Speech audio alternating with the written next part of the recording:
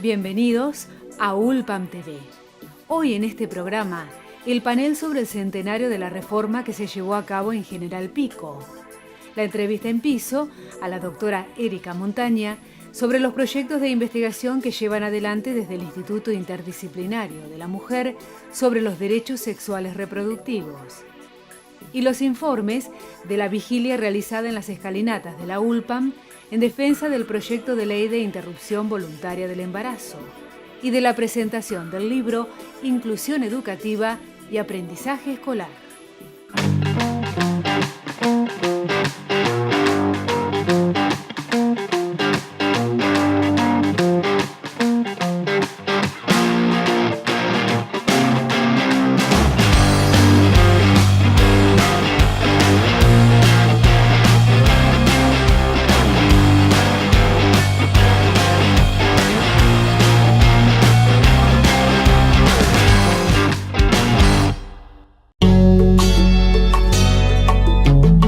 Se desarrolló en la Facultad de Veterinarias el panel La ULPAM celebra el centenario de la reforma, momentos en la historia de nuestra universidad. La reforma universitaria, se cumplen 100 años del movimiento, del inicio del movimiento estudiantil, político, cultural, que sentó las bases de la nueva universidad, la universidad autónoma, la universidad laica, gratuita, con una enseñanza científica en la universidad. Que tuvo ramificaciones en toda Latinoamérica y que, sus principios todavía siguen vigentes en la Argentina.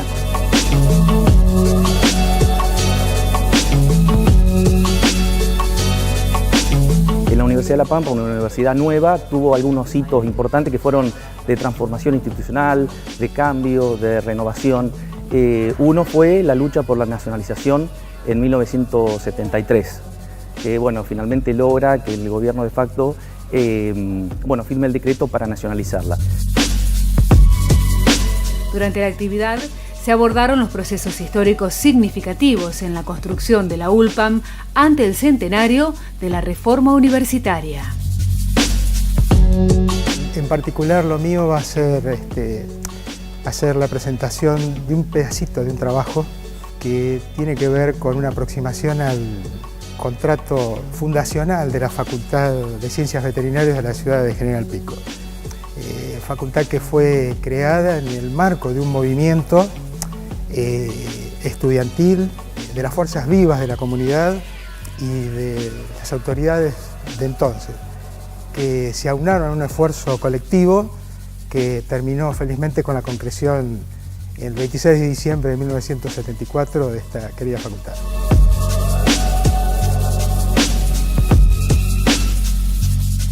Eso se encuadra en un marco de una política descentralizadora, ¿cierto? Hay que ubicarse que desde los gobiernos de facto, inclusive el gobierno de General Perón, adherían a esa corriente descentralizadora, creando polos de desarrollo. Esos polos de desarrollo en la ciudad de General Pico termina, por ejemplo, con la concreación del parque industrial. El Ministerio de Educación se proponía también la descentralización. De hecho, el documento que elabora la Asamblea se argumenta con la descentralización. ¿Para qué? Para crear la facultad en La Pampa, en la Universidad Nacional y en la sede de General Pico. No había otra facultad de veterinaria de La Pampa para la Patagonia. Ese movimiento descentralizador fue aprovechado y le dio contexto para la instalación de la facultad en La Pampa. De aquel momento que le permitieron a los chicos evitar desplazarse, que la gente de Patagonia tuviera la posibilidad de llegar nada más que a La Pampa y no a centros urbanos más alejados todavía, y dar la oportunidad al desarrollo universitario en esta zona y crear un polo de conocimiento como es hoy, reconocido a nivel nacional como es nuestra Facultad de Ciencias Veterinarias.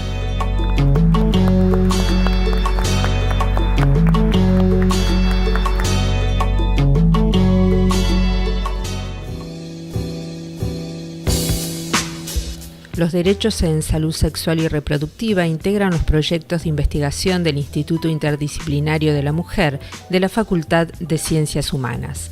La doctora Erika Montaña explicó los alcances y a quiénes están dirigidos estos proyectos. También analizó cuál es la situación actual de la educación sexual en el ámbito educativo.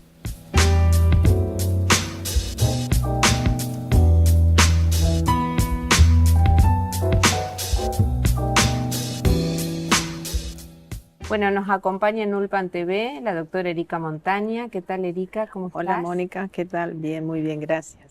Investigadora del Instituto Interdisciplinario de Estudios de la Mujer de la Facultad de Ciencias Humanas. Sí, así es. Sí. Bien, están trabajando en distintos proyectos dentro del instituto. Me gustaría abordar aquellos vinculados a los derechos de salud sexual y reproductiva. Bueno, ¿cuáles son? ¿En qué instancia están estos proyectos? En el instituto empezamos a trabajar algunos proyectos en esta oportunidad de extensión. Si bien tenemos proyectos de investigación sobre los derechos de las mujeres y los derechos sexuales y reproductivos en años anteriores, en esta oportunidad estamos desarrollando, con una convocatoria que empezó ahora en el 2018, 2 proyectos vinculados a sexualidad, adolescencia, empoderamiento, educación sexual integral. Uno de los proyectos se originó, que se llama Cine, Sexualidad y Empoderamiento, que es un proyecto que toma el cine como una herramienta para fortalecer los derechos de las chicas y los chicos en el nivel secundario. Ambos proyectos están dirigidos a nivel medio, a escuelas de la ciudad de Santa Rosa, y escuelas que no fueron seleccionadas al azar, sino escuelas que ya tienen equipos o un grupo de docentes que están trabajando y desarrollando algunas acciones concretas sobre educación sexual integral. Digamos que su proyecto que estructura la escuela está vinculada a la educación sexual integral. Por un lado, este de empoderamiento tiene sobre todo una antesala, que es una acción de extensión que hicimos el año pasado y que hoy se concreta en un proyecto de extensión que va a tener 2 años de duración. Y en ese proyecto se trabaja desde un equipo de docentes y estudiantes de la Facultad de Humanas y docentes de las escuelas. Ustedes en estos años que han estado trabajando en vínculo con la extensión y con estos derechos en las escuelas, ¿cuáles son las observaciones que tenés respecto del ámbito educativo en relación a esta temática, la educación sexual integral? Lo que no se distancia mucho de lo que sucede a nivel nacional y lo que sucede en otras provincias. Está muy debilitada la instalación del tema de la educación sexual integral en las escuelas como una fuerza importante y como una apropiación de cada nivel. Digamos, la universidad, incluso la Facultad de Ciencias Humanas, tiene un gran desarrollo sobre el tema de educación sexual integral, y cada nivel se esperaba que pudiera apropiarse de ese paradigma de la educación sexual integral para transversalizarlo en las escuelas, en los programas, en las materias, en las clases.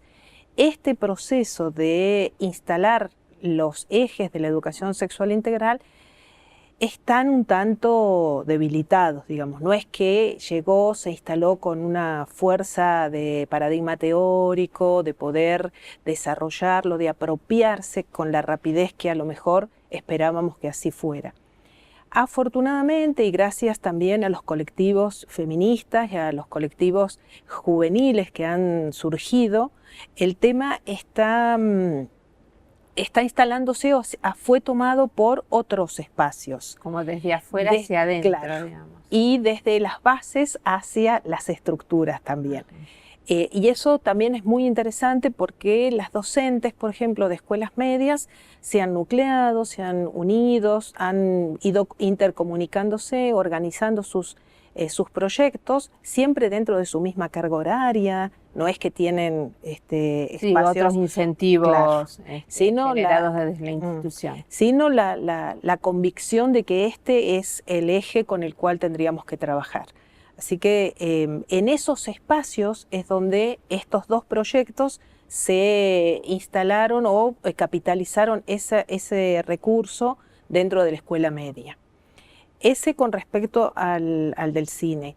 Y después tenemos otro que también está empezando en este momento, que es el de las consejerías, donde salud y educación se han unido, digamos, en un propósito de que en 4 escuelas secundarias de la ciudad de Santa Rosa y 4 escuelas secundarias de General Pico puedan instalarse dentro de las escuelas consejerías de sexualidad y adolescencia. ¿Y el equipo quién lo conforma? Y el equipo, esto sería como lo novedoso, el equipo está integrado por el Ministerio de Salud, en este caso de Santa Rosa, por la Residencia de Medicina General en su totalidad, algunos equipos de salud de 2 centros de salud, el Reconversión, el Centro de Salud de Villa Parque y el Centro de Salud de Zona Norte, y docentes de las escuelas, digamos. Los equipos tienen que coincidir en sus horarios laborales. Entonces, antes de la clase o después de la clase, la docente va a integrar con el equipo de salud 1 o 2 personas, una consejería que va a tener una duración de 1 hora, 1 hora 40, y dentro de esa consejería nuestras estudiantes se van a formar en la línea de lo que es el asesoramiento. O sea, en el proyecto lo integran tanto estudiantes de la Facultad de Humanas como estudiantes de la Facultad de Exactas de los últimos años, que en breve, en 1 año, 2 o 2 años, tienen que ingresar a la escuela a hacer sus prácticas y a trabajar, y van a tener ya esa idea de en qué consiste el asesoramiento, en qué consiste la consejería, y que estos temas no recaigan en 1 hora de biología, claro, o en algo más, bueno, a vos que te gusta, sino que se genere un espacio genuino dentro de las escuelas. Claro, se integre y existe esa interdisciplinaridad. Es un proyecto ambicioso, sabemos, creemos que es un proyecto ambicioso, que a lo mejor no se materialice con la celeridad que también la convocatoria lo requiere, pero es un proyecto que, de acuerdo a la convocatoria, tiene 2 años, también como el del cine y empoderamiento. Entonces los informes parciales, los avances, las integraciones de los equipos, así lo van a ir dándole la dinámica. Y hay como mucha predisposición por parte de las escuelas, y esto me parece que es lo que nos va a hacer que los desarrollemos y los pongamos en marcha. Bueno, ya están en sus inicios, ya están los equipos integrados, las escuelas seleccionadas, para el proyecto de cine y empoderamiento, las películas también seleccionadas, los días que van a proyectarse y las actividades que después en cada clase la docente va a desarrollar en función de la temática que se ha elegido con la película, que por supuesto va a estar también vinculada a la orientación de la modalidad, claro, porque eso también depende, la docente desde dónde rescata la temática que quiere que se trabaje en su aula, digamos. Bueno, un trabajo mucho más extenso de lo que solamente dicen los papeles cuando uno hace los proyectos, ¿no? Pero bueno, sin duda, de una experiencia con mucha riqueza, que en un tiempo, estas cosas llevan un tiempo, van a poder verse los resultados. Sí, esperemos que así sea. Erika, muchísimas gracias por estar en este espacio. Bueno, gracias a vos. Continuamos nosotros en Ulpan TV.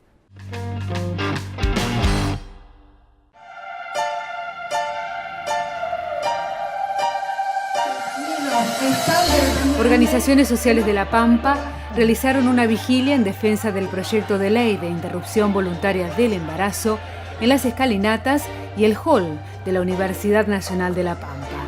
Durante la jornada se llevó a cabo un pañuelazo, se procedió a la lectura de documentos y textos y se proyectó en vivo el debate que tuvo lugar en el Congreso Nacional. Realmente es un momento muy emocionante. Hace 13 años que la campaña está activando este tema a nivel nacional y 12 años que en la provincia de La Pampa el Foro Pampeano lo está activando. La verdad que en este momento la cantidad de personas que lo hacen es realmente sorprendente, con mucho compromiso. Es un día difícil por las temperaturas y sin embargo estamos aquí. Esperamos que sea ley porque creemos que eso es la justicia para el movimiento de mujeres y para cada una de las mujeres en la Argentina. Es un tema de salud pública, es un tema de derechos humanos, es un tema de equidad y esperamos un resultado favorable. Pero aunque no lo fuera, reitero, ya no vamos a ser las mismas y tampoco la sociedad argentina es la misma. El tema del aborto está en tratamiento y esperamos una solución definitiva.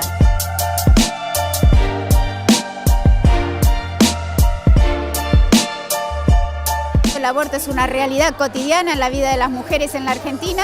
Lo que estamos pidiendo es responsabilidad en el tratamiento legislativo, que puedan ver la realidad de las mujeres en nuestro país, que en realidad el impacto es en las mujeres fundamentalmente con menores recursos económicos o sociales o simbólicos, y que por lo tanto es una gran inequidad, porque las mujeres con menos recursos votan en situación de inseguridad, a diferencia de aquellas mujeres que aún en la clandestinidad tienen los recursos económicos para acceder a metodología segura.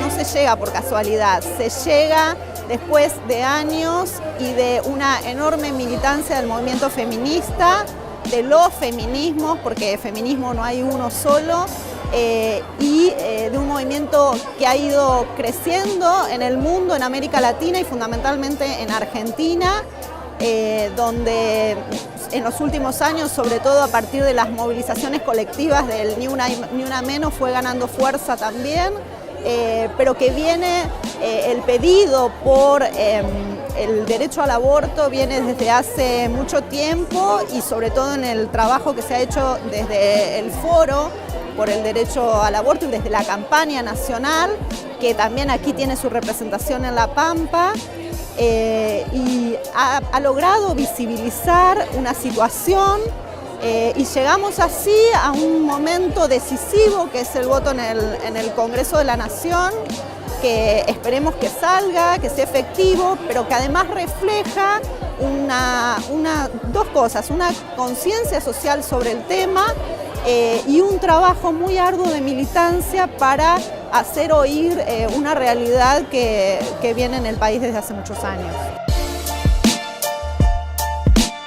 La universidad, a través de su Consejo Superior, se ha manifestado en pos de este derecho, en pos de que se promueva el debate y se logre la ley, y entonces en este sentido tiene que ver con que efectivamente la universidad es un punto de referencia donde se investiga sobre estos temas, se capacita sobre estos temas y se trabaja para justamente que la sociedad pueda conocer, debatir y acceder a mayor información. Estoy para apoyar la legalización del aborto, para que no sigan muriendo chicas por los abortos clandestinos, para que haya educación sexual, para que haya anticonceptivo gratis, para que tengan la posibilidad de decidir, que no sean juzgadas por la sociedad, por la iglesia, por la gente, y que tengan la posibilidad, cuando ya no queda otra salida, de poder tener un aborto legal, gratuito y que pueda ser seguro. El aborto es un derecho para todas las mujeres y que debemos tener la posibilidad de decidir sobre nuestro cuerpo. Este tema llegó más que nada a los adolescentes más que a los adultos. Yo creo que a través del colegio, de las redes sociales, de todo, se ha llegado a muchos adolescentes, chicos. Creo que es un derecho importante porque que el aborto sea legal o no hace que haya más o menos abortos.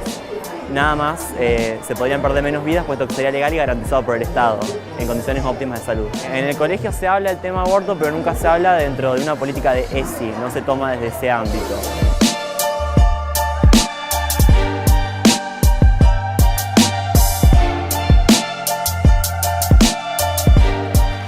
Se va a votar el proyecto de ley sobre interrupción voluntaria del embarazo.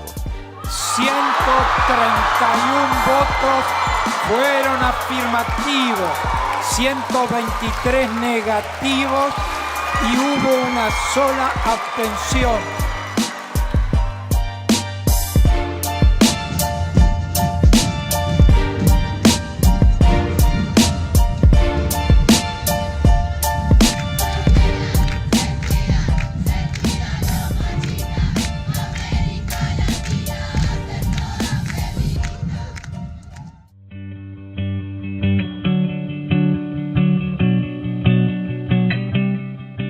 ideas y experiencias desarrolladas en el proyecto de investigación Inclusión, Escuela y Comunidad, que llevó adelante el Instituto para el Estudio de la Educación, el Lenguaje y la Sociedad de la Facultad de Ciencias Humanas, forman parte del libro Inclusión Educativa y Aprendizaje Escolar, el formato escolar tradicional en debate. Nosotros pensamos en escribir un libro después de muchos años de investigación. Cuando digo muchos años, hablo de unos 7 años, más o menos, investigando en el área, con una investigación que construimos con docentes. No es que vamos desde acá y hacemos una investigación, sino que invitamos a los docentes a construir con nosotros. Y lo que invitamos por ahí es a pensar en esos aspectos sí, del formato escolar que están siendo ya replanteados por docentes, de qué manera se los está replanteando desde las gestiones y las instituciones educativas, cómo ese formato escolar en realidad es construido o pensado y armado para un contexto que hoy tiene grandes diferencias, para una escuela que no tenía los mismos objetivos que tenemos hoy. Es un formato escolar que no contempla la desigualdad social. Nosotros siempre hacemos hincapié en algo que nos parece fundamental y que tiene que ver con lo que nosotros llamamos por ahí el núcleo duro de ese formato escolar, ¿no? Que tiene que ver con el conocimiento, ¿no? Esto de pensar la inclusión educativa como la posibilidad y garantizar el acceso al conocimiento, garantizar los aprendizajes. Siempre decimos no puede haber inclusión si no hay un aprendizaje. Y por ahí centramos en el libro la mirada sobre esto, decir, bueno, que todo lo que pensemos no deje de lado lo que tiene que ver con cómo estamos pensando que el otro aprende, cómo estoy pensando el conocimiento científico. Pensamos el vínculo contemplando que si el sujeto, ese otro estudiante, no está implicado en la situación que le toca vivir, ya sea una situación escolarizante o lo que fuera, en realidad no se puede construir con el otro. Si vos no tenés una manera de que al otro le resulte significativo, de llegar al otro, de valorar el otro y que el otro aporte y sea parte de esto que se construye en la relación, en realidad es muy difícil poder pensar la inclusión educativa, porque si al otro eso no le genera nada emocionalmente, no le genera un interés porque en realidad considerás que no tiene nada para aportar, en realidad nunca vamos a poder hablar de inclusión educativa. Para nosotros es fundamental el vínculo con el conocimiento, con los docentes, con la escuela, que el otro pueda involucrarse y implicarse en eso que está viviendo, en esa experiencia pedagógica que lo hace parte y que es parte de su realidad cotidiana. El formato escolar en la Argentina, que privilegió la homogeneidad cultural, favoreció la consolidación de un proceso de inclusión y movilidad social que no contempla las desigualdades sociales y las distintas formas de apropiación del conocimiento. Bueno, cuando hablamos de contextos, llamémoslo socioeconómico. Está claro que en nuestro país hay desigualdades económicas marcadas que se han ido acentuando en las últimas décadas y también hay desigualdades desde el punto de vista de lo que sería la apropiación del conocimiento. Y el contexto tiene mucho que ver, en el sentido que las acentúa o las atenúa según condiciones favorables o desfavorables de ese contexto. Nosotros nos focalizamos más que nada, sin desconocer la desigualdad, llamémosla económica, en las desigualdades que se reproducen al interior del sistema educativo, porque es sobre la que podemos llegar a tener alguna posibilidad de incidir. La idea es poder proponer alternativas que contribuyan a reducir las situaciones de desigualdad en cuanto a la apropiación de conocimiento, para no quedarnos nada más que en un diagnóstico, porque diagnósticos hacemos todos, pero pareciera ser que cuando pasamos a las alternativas se nos empobrecen las ideas, ¿no? Entonces, si bien diagnosticamos, tratamos de ver a ese diagnóstico, a esos problemas, qué alternativas se le pueden plantear. A veces son factibles, a veces no, pero por lo menos abrir una discusión en relación a las alternativas, ¿no? Porque si no es como que uno termina regodeándose en el diagnóstico. Y bueno, queremos apartarnos de esa idea. El aporte de este libro del que estamos hablando no es tan novedoso, porque en realidad sobre el formato escolar hace muchos años que se habla en nuestro país. Pero me parece que si tiene algo novedoso es que pone el acento en esta cuestión de cómo se produce el conocimiento y cómo habría que interpelar las formas, llamémosla, más habituales o tradicionales de tratar este tema. El sistema, por ejemplo, secundario, y en parte la universidad, lo que hace es desconectar, es una operación de descontextualización la que hacen. Es decir, se aprende algo teóricamente acá, pero nadie sabe cómo se relaciona eso con la vida cotidiana. Entonces, cuando yo realizo esa operación de descontextualización como docente, estoy quebrando el sentido, separando. Hay algo que va por un carril que no guarda relación con la vida cotidiana. A partir de ahí, estoy muy cercano de bajar la calidad educativa, de favorecer la exclusión del conocimiento y de perder el sentido. Porque si yo no puedo dar cuenta cómo el conocimiento es útil o lo puedo aplicar a un contexto cotidiano o cercano, separo al individuo de su realidad cotidiana. Y cuando produzco esa separación, lo que estoy haciendo es precipitándolo a un proceso de exclusión o de un conocimiento débil. Estamos comenzando otra parte de la investigación. La idea es seguir documentando otras experiencias de inclusión educativa que están surgiendo en las escuelas, en la provincia, a nivel ministerial, y empezar a trabajar con los profes específicos de las áreas esta discusión acerca del conocimiento, acerca del currículum como parte de la inclusión educativa, como un aspecto más de este formato escolar para pensar. Y bueno, seguir trabajando con los docentes que por suerte siempre están dispuestos y muy encantados a acompañarnos en esto que a nosotros nos encanta, que es investigar y a construir con nosotros. Y bueno, la idea es ver qué podemos ir construyendo por ese lado ahora.